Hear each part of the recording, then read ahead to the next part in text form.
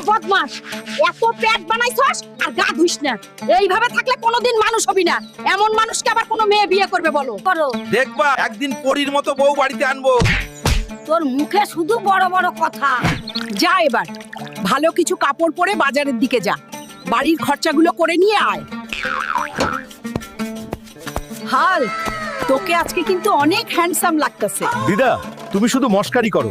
বাজারের ব্যাগটা দাও, জলদি বাজারে যাই।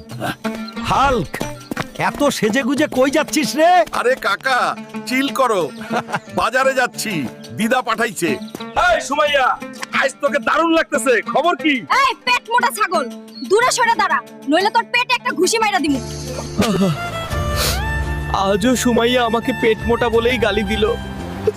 আমি তো সুমাইয়াকে অনেক ভালো পাই। হাল্ক, তুমি এখানে বসে কেন কান্না করছো? কে তুমি?